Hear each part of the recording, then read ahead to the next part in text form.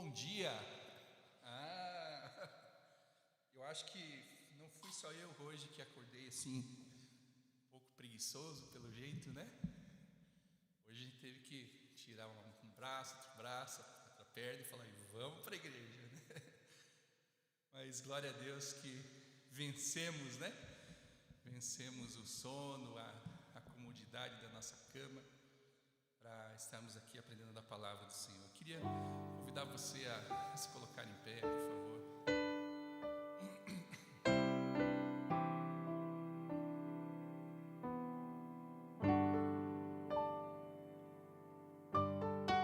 Eu sei que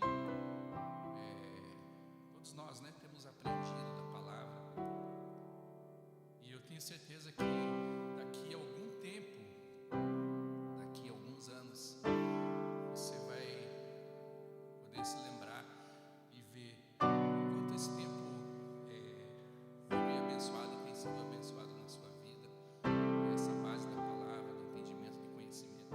Estávamos conversando aqui também que é muito importante que você não apenas esteja aqui aos domingos, mas que você leia a palavra do Senhor, né? Cada livro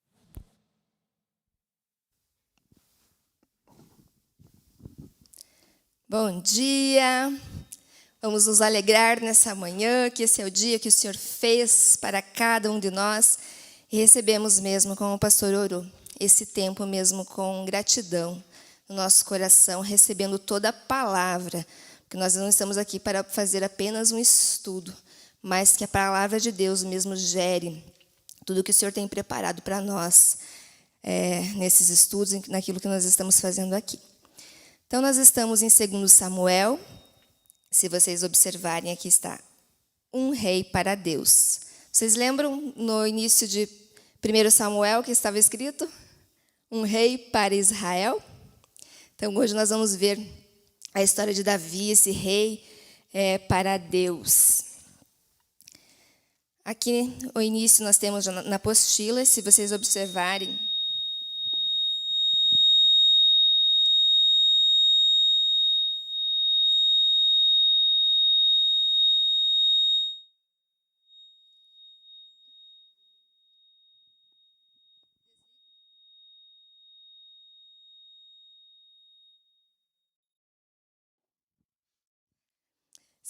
se vocês observarem na apostila, volta um pouquinho a 1 Samuel, falando então da vida de Davi antes de ser rei. Então, que Davi era um jovem trabalhador. Então, nós vemos Davi apacentando as ovelhas do seu pai, e ele é ungido rei por Samuel, e a partir dali o Espírito de Deus vem sobre ele e começa a direcionar os passos de Davi. E Davi começa, então, o preparo, Deus começa a preparar ele para apacentar o povo de Deus. Nós vemos que Davi é um músico inspirado. Quantos louvores que nós cantamos, quantos salmos que nós lemos de louvor, de adoração, que contam todas as histórias, tantas histórias que vai passando pelos períodos da vida de Davi. Nós vemos que Davi tocava a harpa para afugentar os espíritos malignos que atormentavam Saul. Um guerreiro destemido, ele colocava a fé dele em Deus, ele sabia, quando ele lutou lá com Golias, nós vemos tantas guerras e tantas batalhas que Davi enfrentou, ele sabia que era Deus que guerreava a sua guerra. Nós vemos também Davi uma pessoa muito carismática, nós vemos como as pessoas também se aproximavam da vida de Davi, da pessoa de Davi. E nós vemos também que isso é uma característica importante de uma pessoa que está na liderança. Ela precisa ter esse carisma. E Davi tinha esse carisma. O período de reinado de Davi, então, ele reinou durante 7 anos e 6 meses em Judá. E depois, que ele foi reconhecido como rei em Israel, ele reinou mais 33 anos. Então, isso totalizou 40 anos de reinado do rei Davi. Seu sistema administrativo iniciou seu reinado, então, por Judá. As pessoas que procuravam Davi para governá-las. Então, isso é importante. Não era Davi que falava, venham porque Deus me ungiu, eu sou o rei. Mas as pessoas procuravam Davi. E esse versículo mostra isso. Em 2 Samuel 5:1. Então, todas as tribos de Israel vieram a Davi em Hebrom e falaram, dizendo, eis-nos aqui, somos teus ossos e a tua carne. Davi, então, conquista Sião e estabelece Jerusalém como capital. Então, Jerusalém era uma fortaleza, era um lugar no meio de vales, no meio de montanhas. Davi, então, escolhe ali Jerusalém para ser a capital ali, e unifica, então, a nação em torno dessa sede política. E nós vemos também que Davi está sempre cercado de pessoas também capacitadas. Ele sabia que ele não ia vencer essa batalha, essa luta sozinho. E ele também tinha pessoas que caminhavam com ele. Nós vamos ver mais para frente os valentes Davi e tudo mais. A organização da força bélica. Então, nós vemos que ele tem um território expressivo de crescimento, que ele formou um exército de homens corajosos. Quem não ouviu falar dos valentes de Davi? Nós vamos falar um pouquinho mais para frente deles, mas são esses homens que caminhavam ali com Davi, 600 homens eram os valentes de Davi. Com Davi à frente, então todos que sabiam que vinha o exército, que vinha aqueles homens de Davi, os valentes de Davi com Davi à frente, eles ficavam realmente intimidados, porque eles eram realmente guerreiros muito fortes que Deus usava. A influência religiosa. Aqui nós vemos, então, a diferença já de Saul, porque nós vemos Davi, um rei, um homem, com a sua vida centrada em Deus. Comecem a observar agora, no decorrer do nosso estudo de hoje, a diferença. Lembra do título lá? Um rei para Israel, um rei para Deus. A diferença de Davi e a diferença de Saul. Então, nós vemos que Davi tinha a sua vida centrada em Deus. Então, ele trouxe a Arca da Aliança para Jerusalém. Então, fazendo de Jerusalém esse centro político e também a capital da fé. Nós vamos ver também o desejo dele em fazer o templo para o Senhor. A resposta de Deus, a princípio, ele negativa, né? Mas nós vemos também que Deus dá, então, para ele uma resposta para que o filho dele faça isso. E nisso nós vamos ver uma promessa de Deus que também alcança as nossas vidas. E Jesus, descendente de Davi. Vocês já perceberam quantas vezes que nós vemos na palavra filho de Davi, descendente de Davi? Eu vou pedir para vocês lerem, eu pedi para a Eliana entregar uns textos. Quem tem Mateus 1, por favor, pode ler.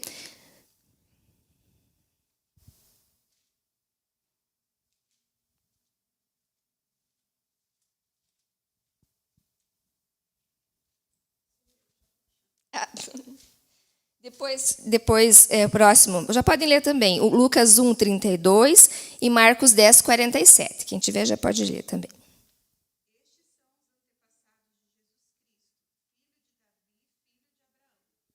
Então, estes são os antepassados de Jesus Cristo, filho de Davi, filho de Abraão. Então, lembram, lá no livro de Ruth, que nós estudamos, que já falava dessa descendência, né?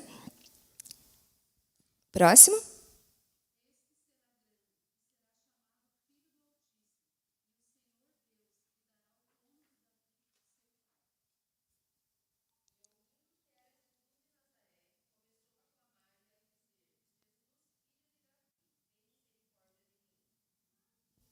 Amém.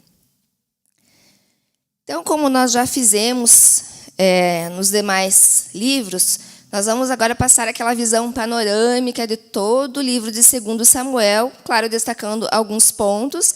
E lembrando, como o pastor Samuel já falou, nós precisamos conhecer todo o livro, toda a história. E daí, quando vocês ouvem aqui, isso fica muito mais vivo, muito mais claro, né, para nós.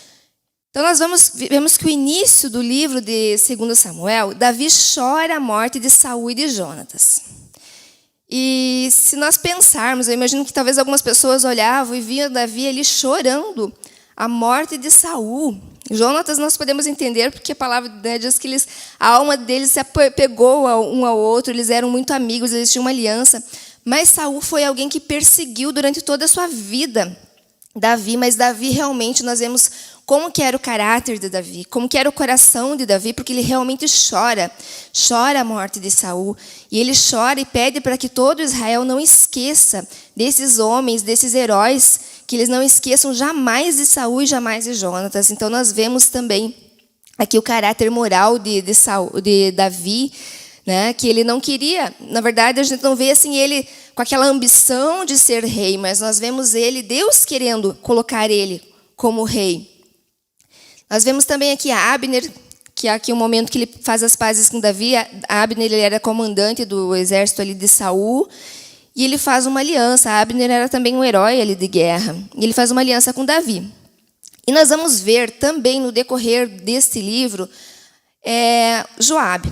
Joabe ele é alguém muito leal, muito fiel a Davi. Nós vemos muitos momentos de fidelidade, ele está o tempo todo caminhando ali com Davi, mas nós vemos também ele tendo alguns comportamentos errados, né? Alguns comportamentos ruins. E nesse caso, ele chega para Abner, e ele chega a Abner para conversar com ele. E de uma forma traiçoeira, ele mata Abner.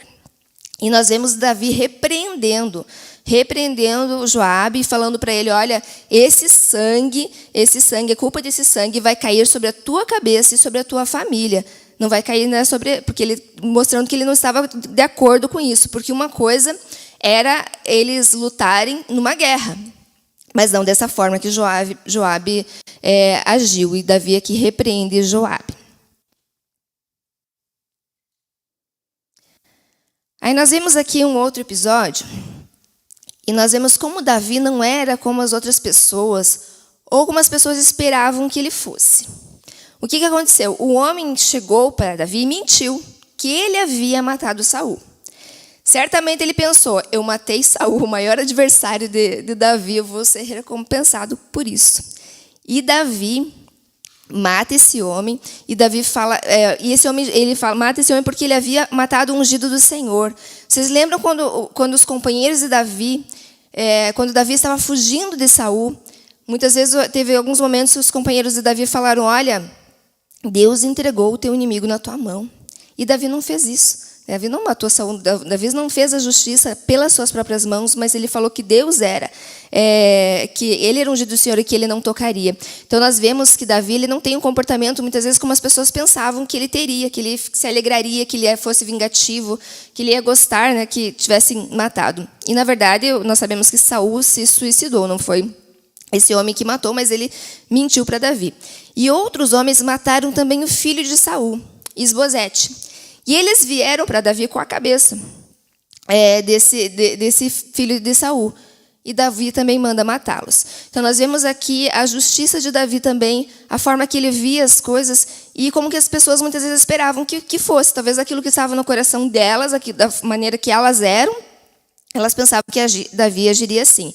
Então nós não vemos Davi uma pessoa apegada à liderança, ao cargo, mas ele realmente, aquilo que nós lemos, estava ali no primeiro versículo do título ali do nosso estudo, Davi mesmo exercendo justiça, né? Davi, um homem realmente que andava conforme os princípios da palavra. Nós vemos que o primeiro ato, quando ele é colocado como rei em Hebrom sobre Judá, é conquistar Jerusalém. E a partir daí, então, Jerusalém passa a ser chamada a cidade de Sião. A segunda coisa que ele faz é levar a arca para lá. E a terceira é fazer uma proposta para fazer uma casa a Deus.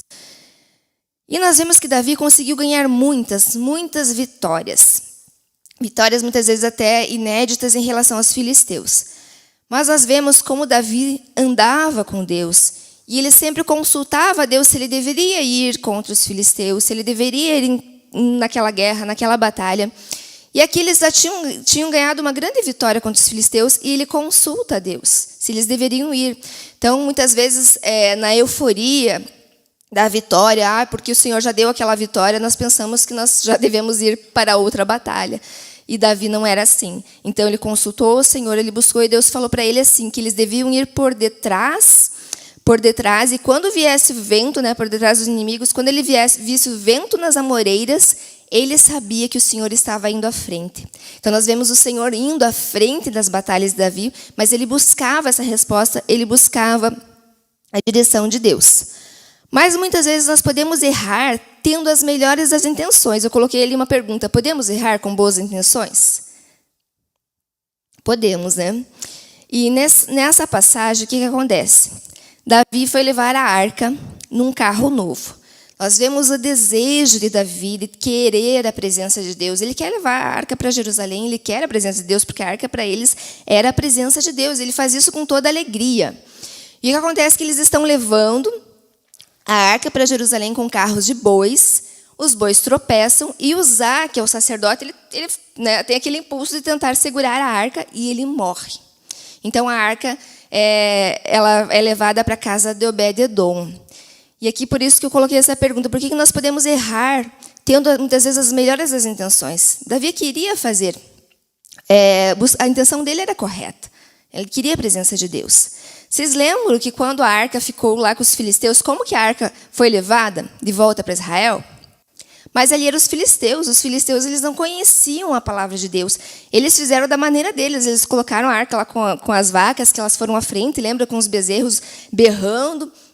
E eles fizeram dessa mesma forma, por não conhecer, por não buscar orientação na palavra de Deus. Porque na palavra de Deus diz que a arca não pode ser levada por animais. Precisava ser homens nos lombos, precisavam ser os levitas. Então aqui eles erram por não buscar, por não conhecer a palavra de Deus. E a palavra de Deus diz: meu povo perece por falta de conhecimento. Por falta de conhecimento do quê?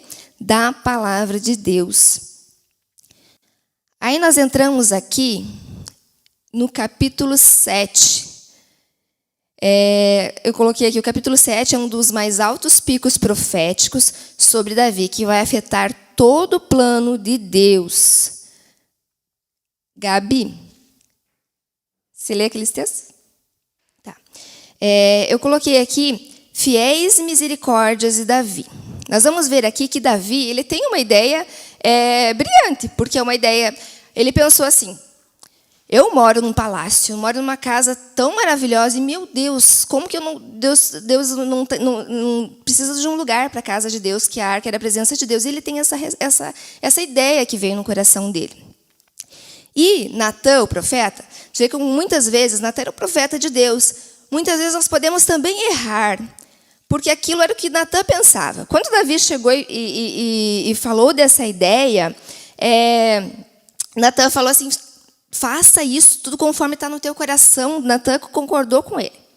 Mas Natã foi para casa e Deus falou para ele, vai lá e diz para Davi que ele não vai construir a casa, mas vai ser o filho dele. E nós vemos nessa palavra que Natã entrega para Davi, que Deus ele fala de uma casa que não é uma casa de alvenaria, mas ele está falando ali de uma família. Ele fala que ele vai colocar o filho de Davi ali para construir essa casa e que vai fazer dele herança. E é tão tremenda essa palavra, eu quero que vocês ouçam e também leiam ali, acompanhem, meditem depois no capítulo 7, na casa de vocês, porque ele fala de uma herança, de uma aliança eterna com Davi. E ele fala assim, olha, o teu filho, eu não vou retirar essa aliança jamais. Deus fala de uma aliança que vai ser perpétua. Mesmo que ele erre, ele fala, eu vou o castigar com açoites, mas eu não vou retirar a minha graça como eu retirei de Saul. É uma promessa de Deus e é conhecida como as fiéis misericórdias prometidas a Davi. 2 Samuel 7, do 8 ao 16.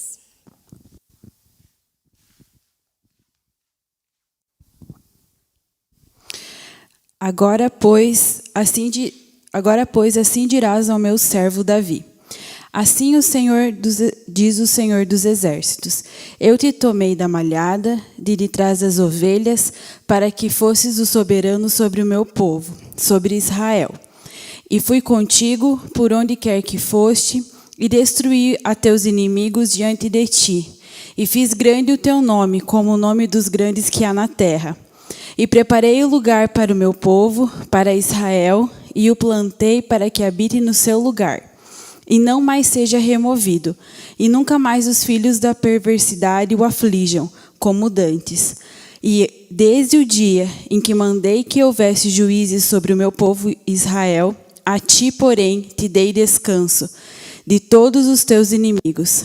Também o Senhor te faz saber que te fará casa. Quando teus dias forem completos e vieres a dormir com teus pais, então farei levantar depois de ti um dentre a tua descendência, o qual sairá das tuas entranhas, e estabelecerei o seu reino. Este edificará uma casa ao meu nome, e confirmarei o trono do seu reino para sempre. Eu lhe serei por pai, e ele me será por filho. E, se vier a transgredir, castigá-lo-ei com vara de homens e com açoites de filhos de homens. Mas a minha benignidade não se apartará dele, como a tirei de Saul, a quem tirei de diante de ti.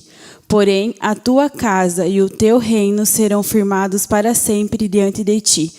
Teu trono será firme para sempre.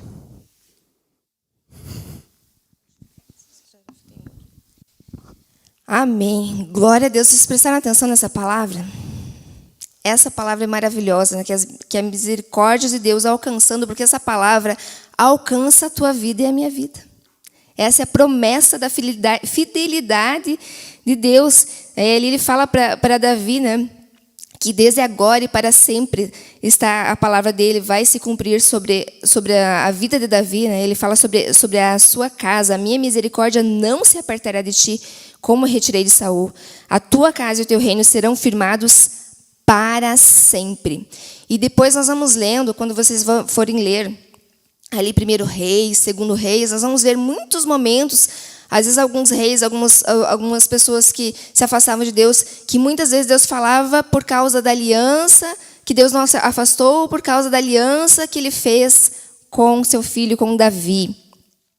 Aí, mais para frente um pouquinho, nós vamos ler, então,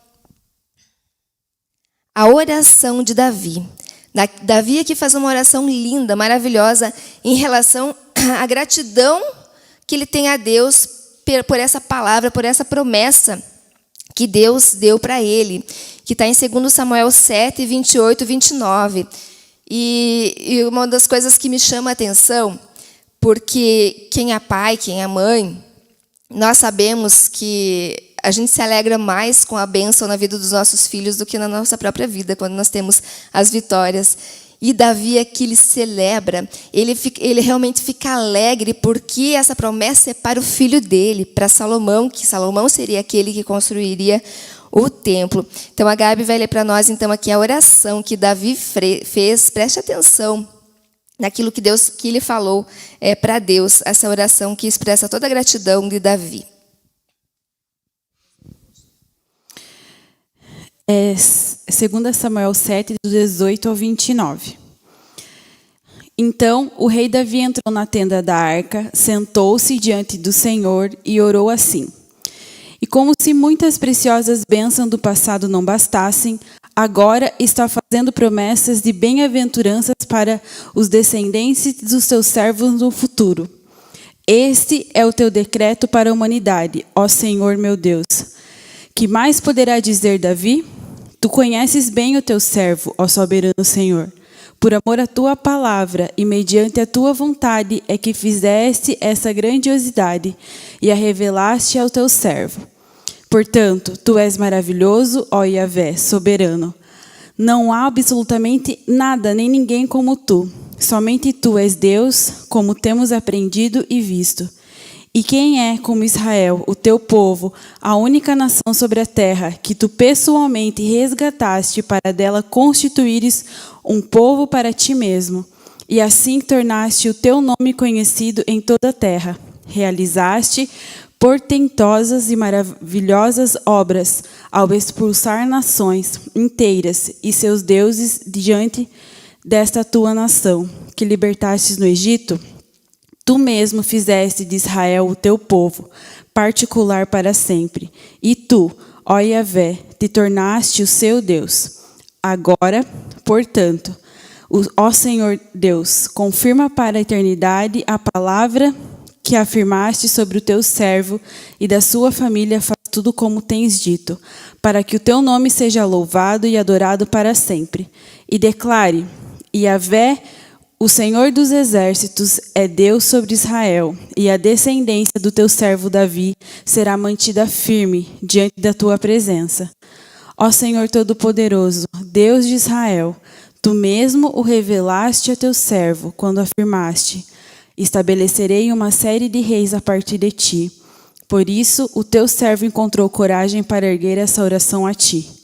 Sim, soberano Yahvé, tu és Deus. As tuas palavras são verdade, e tu escolheste fazer essa maravilhosa promessa ao teu servo. Consente, pois, em abençoar a casa do teu servo, para que ela permaneça eternamente na tua presença. Porque és tu, ó Senhor meu Deus, que tens falado, e é por intermédio da tua bênção que a casa do teu servo será bem-aventurada por todo o sempre.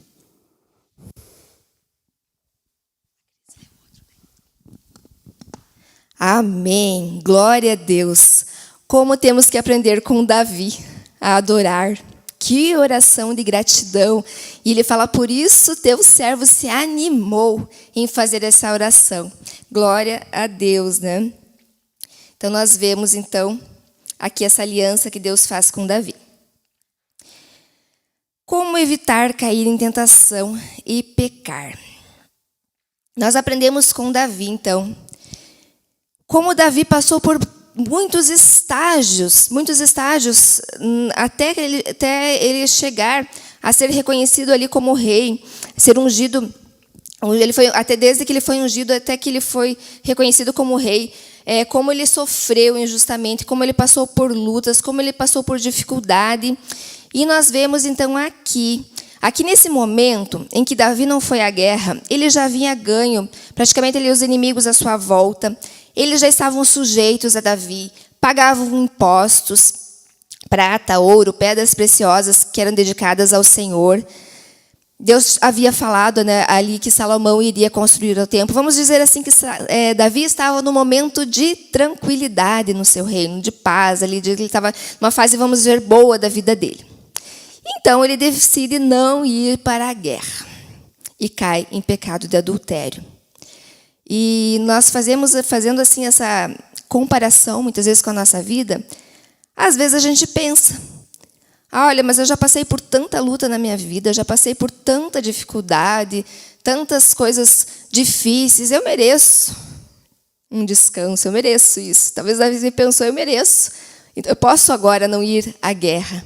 Mas não era momento dele não ir. E muitas vezes, quando nós estamos à toa, talvez dando lugar ali para a nossa carne, foi o que aconteceu com Davi, ele acabou caindo no pecado de adultério. Betseba engravida, e nós vemos que Davi tenta encobrir o seu pecado. Então ele tenta primeiro trazer Urias, para que Urias durma com a esposa, e nós vemos como Urias era um guerreiro fiel, porque ele não aceita. E ele fica do lado de fora, porque ele diz: como que eu vou aqui estar tendo prazer enquanto os meus companheiros estão lá com dificuldade e guerra? Ele não aceita, mas ali ele tenta encobrir. Não dando certo, ele pede então para Joabe colocar Urias na frente, lá no lugar mais difícil da batalha, para que ele morra. E ele comete então um assassinato. Mas a palavra diz, lá em 2 Samuel 11:27, fala assim: mas isso desagradou o Senhor. Porque poderia ninguém saber do pecado dele, mas Deus sabia do pecado de Davi. E eu coloquei aqui: como uma pessoa que ama a Deus pode ficar tanto tempo tão cego para os próprios pecados? Porque vocês sabiam que demorou quase 1 ano ali até que Davi percebesse o seu pecado? Davi, um homem que caminhava com Deus. Davi, um homem temente a Deus. Mas ele demora para perceber. E muitas vezes nós ficamos cegos para os nossos erros, para as nossas falhas. E aqui Natã confronta o pecado de Davi. Natã chega para Davi e conta uma história para ele. Ele fala assim: olha, havia um homem rico que tinha muitas ovelhas a seu dispor, e um homem pobre que tinha apenas uma ovelhinha. E o homem rico foi lá, roubou a ovelhinha desse homem pobre, sacrificou, matou. E Natã pergunta para ele: o que merece esse homem? E Davi responde: esse homem merece a morte. Então, rapidamente ele faz aquele julgamento. Mas Natã fala para ele: esse homem, Davi, é você. E nesse momento, Davi é confrontado com o seu pecado. Mas nós vemos também aqui o coração de Davi, porque se você ler o texto, a palavra que Davi falou foi: pequei. Pequei contra Deus. Somente, contra Deus, contra ti eu pequei. Nós vemos aqui o arrependimento de Davi. E o que também nós podemos pensar, porque muitas vezes nós pensamos que o arrependimento precisa ser algo assim, que precisa haver choro, que precisa... Deus sabia, porque quando ele falou pequei, na mesma hora ele já se arrependeu. Porque não dá muito, se você continuar lendo o texto, quando Davi fala pequei, Natã já responde: e Deus perdoou o teu pecado. Então, quando nós nos arrependemos, Deus perdoa. Mas nós vamos ver aqui que Natã fala para ele que haveria consequências. Então, Deus perdoa, mas há consequências às nossas atitudes, aos nossos pecados. Leiam, se vocês lerem, vocês devem conhecer o Salmo 51. O Salmo 51 fala desse arrependimento de Davi, desse pecado que ele cometeu. E ele fala lá em iniquidade: a minha mãe me concebeu. Ele pede para que Deus restitua a alegria da salvação. Esse salmo, e assim como muitos salmos que nós vamos ler, Davi falando das guerras, das batalhas, a gente identifica momentos da vida de Davi. Então, Natã fala para ele que Deus o perdoaria, mas que haveriam consequências. Seu filho morreria e a espada jamais apartaria da sua casa. Então, nós vemos aqui a consequência do pecado. Se nós pensarmos, poxa, Davi estava vivendo um tempo de paz, um tempo bom na vida dele. E essa atitude de Davi traz um tempo bem difícil na sua vida. Nós vamos ver que Aminon comete incesto com a irmã. O seu irmão Absalão vai fazer justiça. O seu irmão mata o outro irmão. E assim, ele passa a vida dele fugindo aí da espada agora de Absalão. Então, nós vemos também a consequência do pecado dele, alcançando a casa dele, alcançando a vida dele. Então, Absalão, ele fica 2 anos após o pecado do irmão, do pecado ali do incesto cometido com o irmão. Ele o mata e fica mais 3 anos com o avô em outro país. Aí nós vemos aqui novamente Joabe. Então, Joabe, esse amigo leal, aquele que estava sempre perto de Davi. Eu imagino que Davi, nós vemos que Davi era um homem que amava a família. Ele sentia falta de Absalão. Mas ele também não pensava, como que eu vou chamar Absalão para voltar para casa? Absalão matou o irmão. E Joabe usa uma mulher para ir até Davi e contar uma história. E quando essa mulher está contando a história, Davi já percebe e fala, é Joabe fazendo isso. Então ele aceita, porque essa história é para mostrar para Davi que ele devia deixar que o filho dele voltasse. Então ele aceita que Absalão volte, mas ainda ele fica 2 anos sem ver Absalão. Então aí já totalizou 7 anos. Aí depois disso, nós vemos Absalão, ele fica à porta da cidade. E ele fica ali falando com as pessoas, ali já fazendo uma atitude contra Davi para que ele se torne rei. Eu coloquei uma pergunta, porque nós vemos que Davi, em relação à sua casa, muitas vezes ele não tomava as posturas que ele precisava tomar. Será que ele não percebeu todo aquele tempo Absalão ali na porta da cidade? Tanto que a grande parte das pessoas ficaram do lado de Absalão. Quando Davi fugiu da cidade, ele fugiu com seus 600 homens. Então, ele precisa fugir de Jerusalém com todo o pessoal dele. Nós vemos essas pessoas que são fiéis a ele. Esses 600 homens, nós vemos também o sacerdote que quer vir com ele. Nós vemos os filhos dele que vão estar ali com ele. Eles não sabiam se Davi iria voltar a reinar, se ele ia voltar, se eles iam vencer a batalha. Mas esses realmente eram pessoas fiéis que estavam com Davi. E nós vemos aqui o sacerdote que vai com Davi, ele quer ir com Davi, ele vem com a arca. Ele fala, Davi, vamos levar a arca. Mas Davi não permite. E aqui a gente percebe outro ponto, outra diferença de Saul. Vocês lembram que Saul às vezes queria levar a arca para que ele usava como um amuleto? Eu vou levar a arca para que eu tenha vitória. Davi não aceita levar a arca. Ele diz que se Deus quisesse, Deus o livraria. E ele pede então para deixar a arca ali em Jerusalém. Quais as características de um líder no meio da crise? Então, aqui eles estão passando por um momento difícil, por um momento de crise. Todos ali estavam chorando. E Davi, nós vemos que Davi não permite que as emoções o dominem. E é algo que eu falo muitas vezes isso. Eu falo assim, nós temos emoções, nós temos sentimentos, mas Deus também nos deu a capacidade de controlar as nossas emoções, os nossos pensamentos, a nossa mente. E nós vemos aqui qual é a atitude desse líder, qual que foi a atitude de Davi? Davi ora a Deus. Davi ora a Deus. Essa foi a primeira atitude nesse momento de crise de Davi. Orar a Deus. Ele ora para que Deus confunda o conselho de Aitofel. Então, essa foi a primeira atitude dele. Aí, Uzai, que era o sacerdote, ele quer ir com Davi. Mas Davi fala para ele, não, você volta e você diz lá para Absalão que você vai ser sacerdote dele, que você recebe ele ali como rei. E Uzai volta para estar ali com Absalão. E nós vemos muitas vezes que as pessoas falam em nome de Deus, às vezes usam versículos quando passamos por dificuldade. E aqui nós vamos ver aqui mais para frente quantas as lutas que Davi passou. Quem ouvir durante uma crise?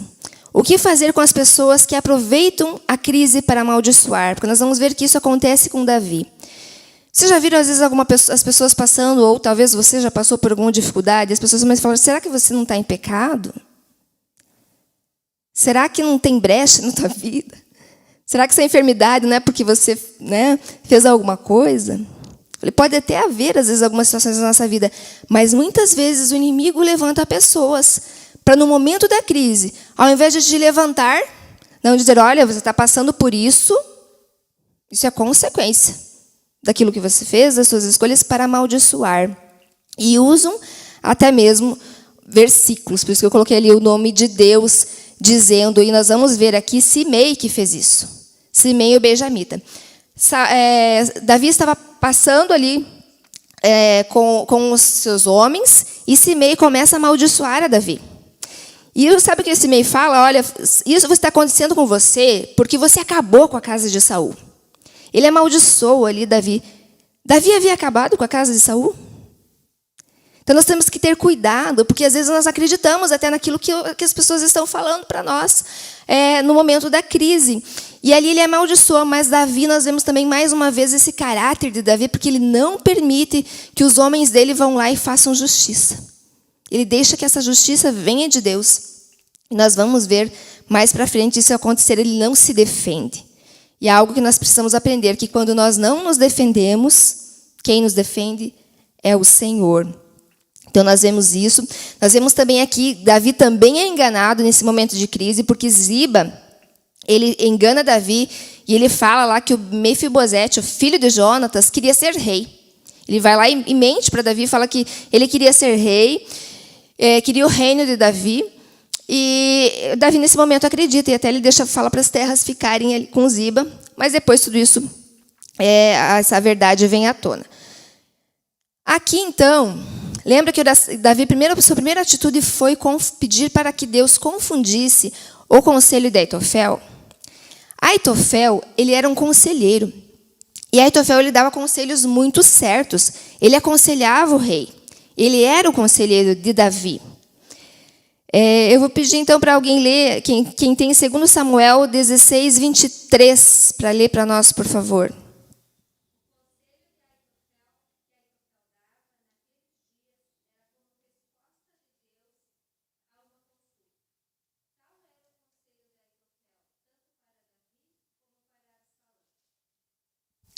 Então, olha só o que era o conselho de Aitofel. Ele era recebido como uma resposta de Deus. Ele era visto como um anjo do Senhor, tanto que para Davi como para Absalão. Então, era um conselho vindo de Deus. Então, Aitofel ele tinha um dom ali de bom senso dado por Deus, essa capacitação. Então, aquele conselho que Aitofel desse era um conselho que seria recebido como direção de Deus. Mas lembra que Davi orou em relação ao conselho, que Deus confundisse o conselho de Aitofel? E foi isso que aconteceu. Então, Uzai, que estava lá, que era o sacerdote, agora quando ele vai dar o conselho, porque Absalão ouve o conselho de Aitofel e ouve o conselho de Uzai. E quando Uzai vai dar o conselho, vocês lerem lá o texto, ele usa de umas palavras poéticas, de umas palavras bonitas. Olha, Davi é como um leão no deserto, né? Então, ele usa umas palavras muito lindas e confunde Absalão e o conselho de Aitofel. Então, Absalão decide não ouvir o conselho de Absalão e ouve o conselho de Uzai. E Aitofel, ele sabia tanto que o conselho dele era correto no sentido porque ele usou ali esse dom para o mal, porque ele aconselhou ali Absalão, mas ele tinha essa capacidade. Ele sabia tanto que daria certo aquilo que ele falou, porque ele falou para Absalão assim, olha, Davi está cansado, eles estão fugindo e agora nós devemos ir contra ele agora. E ele não foi, mas ele sabia que se ele tivesse ido, eles teriam vencido. Que ele vai para a sua casa, põe em ordem a sua casa e ele se enforca, porque ele sabia que, como ele não tinha seguido o conselho dele, eles perderiam e que Davi iria tomar o reino. Então, aqui também, um outro conselho que Aitofel deu a Absalão foi que ele entrasse as concubinas em público de Davi.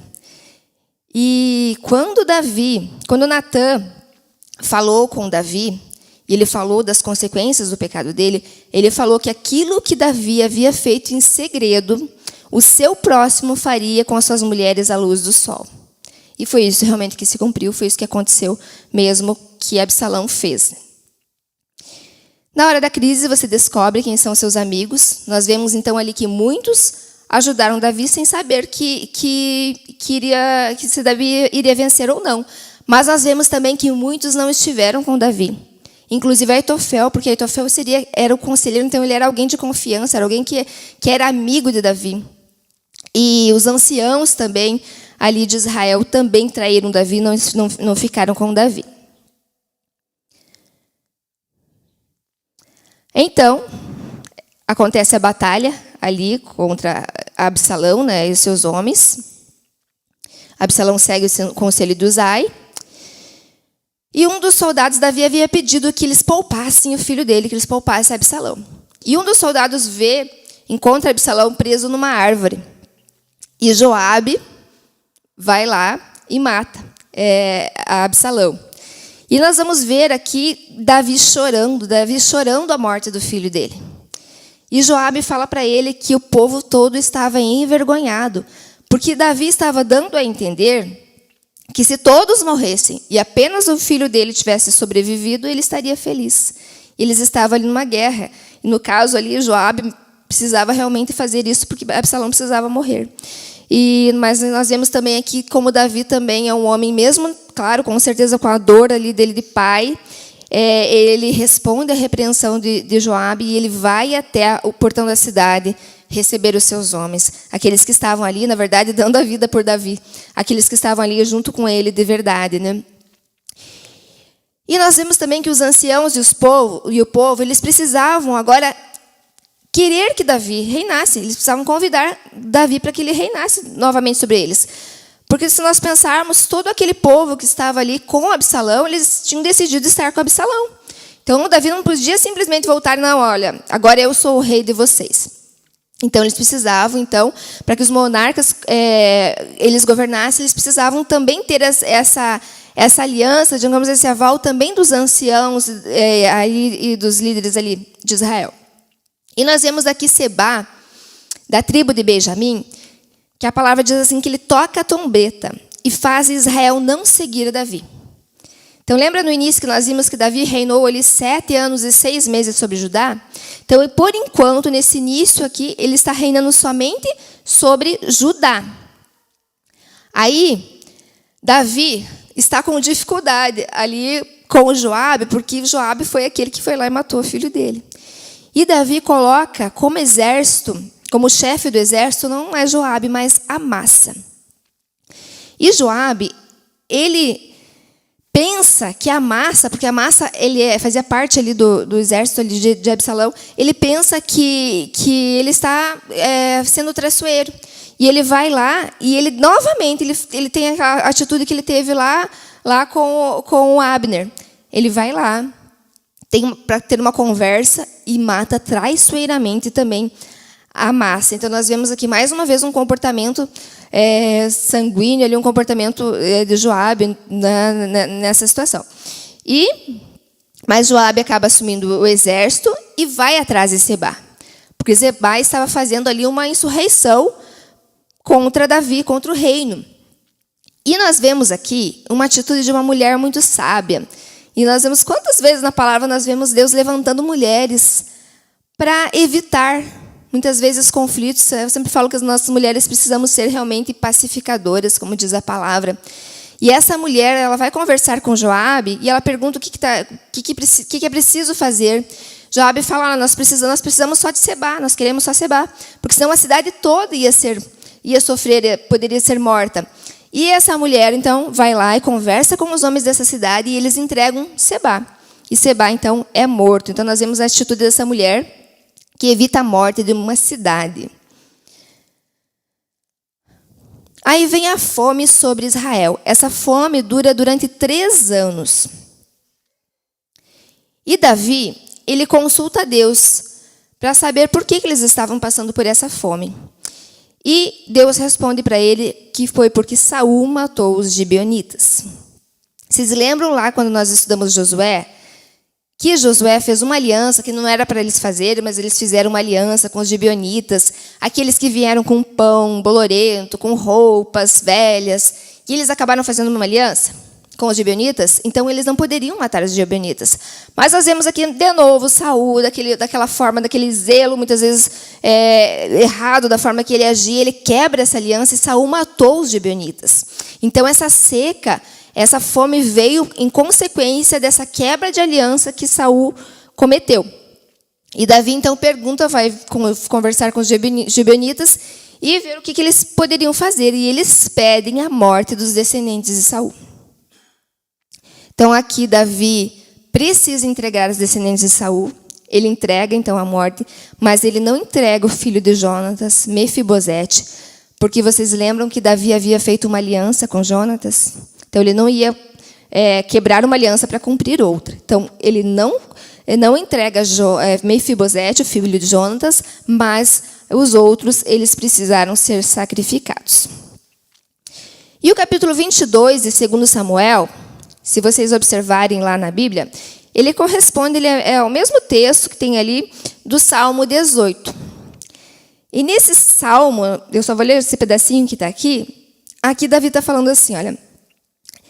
Ele inicia falando: o Senhor é o meu refúgio, o Senhor é a minha fortaleza, o Senhor é o meu escudo, é o meu Deus forte. Nós vemos Davi sempre falando dessa questão de Deus com ele nas batalhas, nas lutas. E ele fala assim, olha: recompensou-me o Senhor conforme a minha justiça, conforme a pureza das minhas mãos me retribuiu, porque guardei os caminhos do Senhor e não me apartei impiamente do meu Deus. Davi está falando aqui que ele é justo, não está? Às vezes a gente pensa, nossa, mas ele fala conforme a pureza, mas Davi já tinha errado, Davi errou, é verdade. Mas aqui ele está falando em relação às circunstâncias de guerra que ele estava, em todo momento. Ele não fez justiça com as suas próprias mãos, mas em todo o tempo ele deixou o Senhor fazer e Deus recompensou ele em relação à postura dele, em relação a como que ele foi, em relação a todas essas guerras. Então, Davi também não foi um falso... não usou de uma humildade falsa, mas ele falou realmente aquilo que era verdade, aquilo que Deus tinha feito, porque Deus tinha dado. E ele fala ali que Deus deu a vitória para o rei e a vitória para ele. Vocês sabem quantos salmos Davi compôs? Alguém tem uma ideia? Heloísa, quantos salmos, Heloísa? Olha só, parabéns, Heloísa. 73 salmos. Gente, tem 150 salmos. São praticamente metade dos salmos, foi Davi quem fez, né? Então, como nós podemos aprender essa adoração com Davi? E aqui nós temos as últimas palavras de Davi, onde Davi fala do reino messiânico. E eu coloquei em destaque também aqui, pedi para a Cris ler para nós, 2 Samuel 23, do 1 ao 7. Pense que palavras mais lindas para alguém falar, como suas últimas palavras. Essas foram as últimas palavras de Davi, é muito lindo. Então, prestem atenção.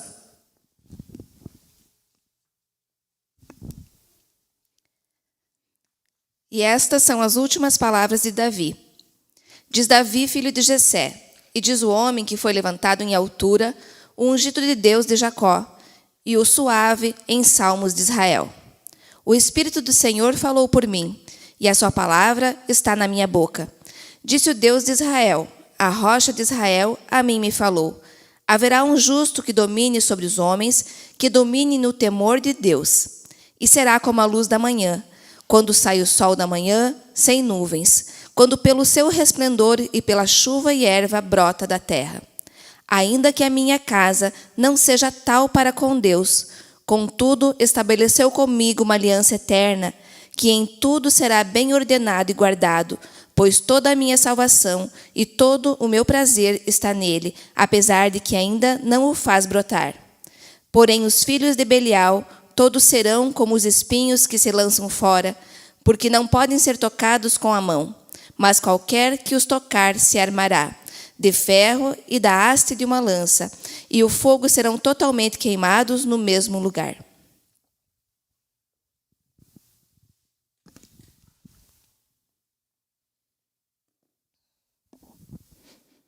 Que palavras maravilhosas, né?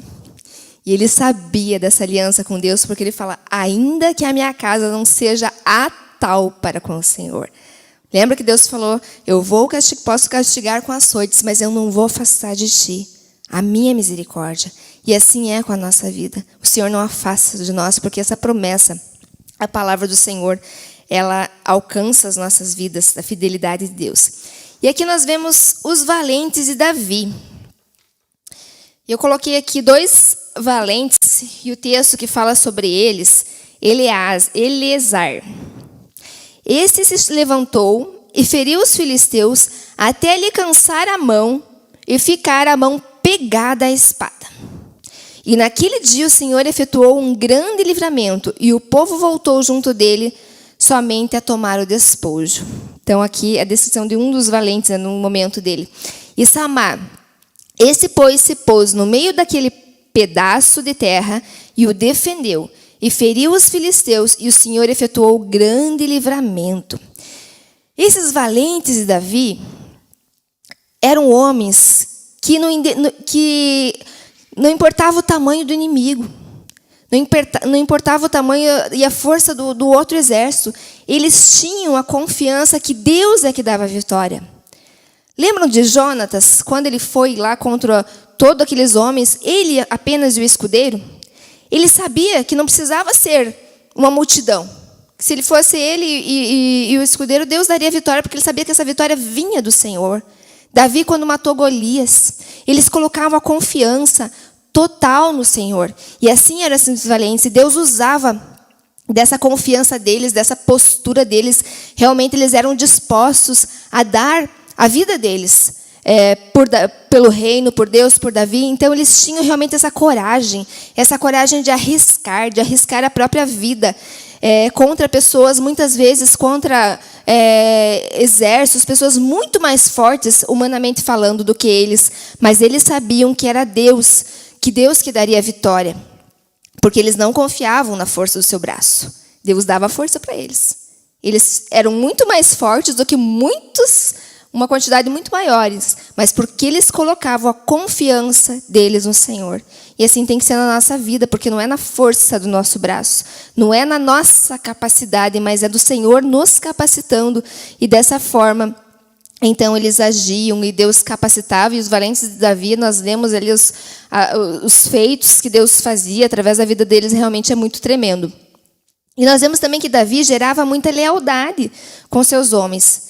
Ele era apaixonado por Deus e os seus liderados eram apaixonados por ele. Davi tem um momento que ele fala assim: ai, que saudade das águas lá de Belém. Ele fala isso. E 3 desses homens vão até os filisteus. Essa água está lá com os filisteus. Eles vão até lá, eles arriscam a vida para trazer a água que Davi estava com vontade de beber. E Davi, ele tem esse temor. Ele fala: como que eu vou beber essa água? Ele derrama em libação ao Senhor. Ele diz: como que eu vou beber essa água que custaria o sangue dos meus homens? Então ele não bebe essa água. Mas nós vemos aqui também a lealdade que Davi gerava e como realmente ele era esse líder carismático que as pessoas amavam também estar com ele. E aqui nós entramos então no segundo grande pecado de Davi. Davi numerou o povo sem a ordem de Deus. Então, eles não poderiam fazer o censo ali, numerar a quantidade de pessoas que haviam ali sem essa ordem de Deus. E Davi decide dar essa ordem para Joabe fazer isso. E nós vemos aqui o quê? Um desejo, né? O orgulho, algo querendo enaltecer. Nossa, nós temos tantos homens, e ele faz isso. E aqui Joabe aconselha ele: Davi, não faça isso. Mas ele não ouve Joabe e ele faz essa contagem. E aqui Davi peca, né? Novamente. Mas, ao mesmo tempo, nós vemos como Davi é sensível à voz de Deus. Porque assim que Joabe traz o número para ele, a palavra de Deus diz assim, que o seu coração pesa. Então ele percebe ali que ele havia cometido um pecado, que ele havia cometido um erro. Então Deus propõe para Davi, para ele escolher entre 3 castigos. E entre os 3 castigos ele escolhe cair nas mãos de Deus, ao invés de cair na mão dos homens. E as pragas, vêm pragas e atingem todo o seu povo ali. E Davi começa a chorar ali. Ele fala: Deus, fui eu que pequei, sacrifica a mim, o meu povo está sofrendo por causa do meu pecado. E Deus dá aqui uma resposta então para ele. E ensina ele então o lugar onde vai ser construído o templo. Porque Deus pede para ele fazer um sacrifício para a praga cessar. Davi, ele vai nesse lugar, ele não aceita não pagar preço, ele paga um preço por essa terra, por esse lugar, e é onde seria construído o templo de Salomão. Então, Deus também consegue transformar, muitas vezes, as coisas ruins que nós fazemos, os nossos erros, em coisas boas também. Nós vemos Deus fazendo isso, porque nós vemos também, se nós olharmos ali um pouquinho para trás, Davi cometeu um pecado horrível ali com Betseba. O seu primeiro filho morreu. Nós vemos ali também que quando ele cometeu o pecado, eu vejo como Davi, ele conhecia a misericórdia de Deus. Porque mesmo Natan falando para ele que o filho dele iria morrer, ele orou, ele chorou diante de Deus, porque ele conhecia a misericórdia de Deus. Eu creio que ele tinha esperança ali que Deus ainda mudasse. Mas essa consequência, então, veio sobre a vida dele. Mas Salomão que foi o filho que construiu o templo. A palavra de Deus diz que ele foi conhecido ali como o homem mais sábio. Então, olha só, de algo ruim, de um pecado tão terrível, de algo que Davi cometeu, Deus consegue transformar, muitas vezes, até as coisas ruins em bênção nas nossas vidas. Então, eu coloquei aqui, não é a vontade de Deus que o homem peque, mas quando ele peca, até os nossos pecados, Deus pode transformar em honra para ele. É um milagre grandioso que Deus consegue fazer, né, nas nossas vidas, mesmo muitas vezes nós falhando. Assim é a história do mundo. Quando Deus nos criou, quando Deus criou o homem, Ele não queria que eu pecasse, Ele não queria que o homem pecasse, mas o homem pecou.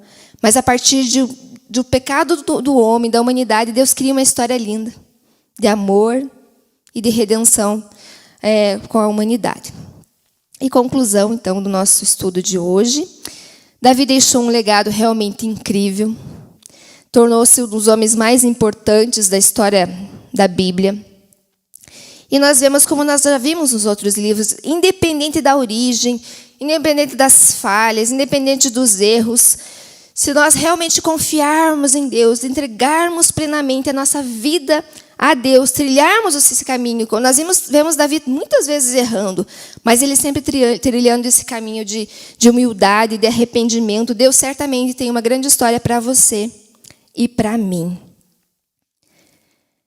Então, agora, nesse momento, eu gostaria de convidar vocês que estão aqui comigo para nós fazermos uma reflexão. Me ajuda aqui a ver como que a gente pode... Eu gostaria de que nós nos reuníssemos, tá? Em grupos. Quantas pessoas nós estamos aqui?